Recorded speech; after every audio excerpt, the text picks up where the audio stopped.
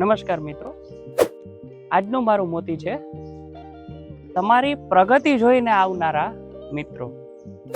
જી હા, સામાન્ય રીતે આપણા દરેકના જીવનમાં ઉતાર ચઢાવ આવતા હોય છે, પરંતુ ક્યાંક ને ક્યાંક એ લોકો છે એ તમારી પ્રગતિ ઉપર આપણને પણ કલ્પના ન હોય ને ખબર ન હોય એ રીતે નજર રાખીને બેઠા હોય છે. અને જરા પણ એ લોકોને લાગે એવું કે ભાઈ આ ભાઈ તો પ્રગતિ કરવા માંડ્યા અને પ્રગતિ આવી એટલે તરત જ તમારી સાથે સંબંધો સુધારવા માંડે છે અને વધારવા માંડે છે. તો હંમેશા આવા મિત્રોથી દૂર રહો. અને જ્યારે એક મિત્રતાનો ભાવ હોય તો કૃષ્ણ અને સુદામાની મિત્રતા વખણાય છે.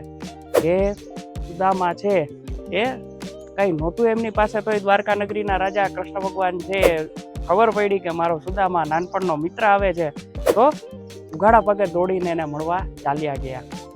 તો એમાંથી આપણે શીખ લઈને એટલું જ વિચારીએ કે આ મિત્રતાનો એક ભાવ એ ન્યાયિક હોવો જોઈએ. તો જ્યારે કોઈ મિત્ર પાસે કંઈ નહોતું ત્યારે તો તમે ક્યાં હતા?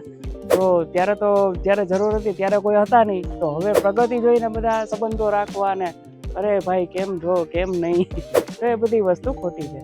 તો તમારી જિંદગીમાં પણ આવા જો મિત્રો હોય જે તમારા ઉપર સોશિયલ મીડિયાના પ્લેટફોર્મ પરથી અને દરેક રીતે પૂછપરછ કરીને તમારી ઉપર નજર રાખીને બેઠા હોય કે આ ક્યાંક આગળ વધી જશે, તો આગળ વધી જાય તો એ તરત આવશે.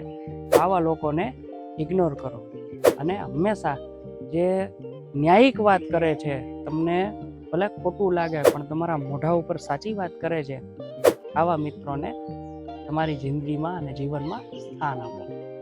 ધન્યવાદ.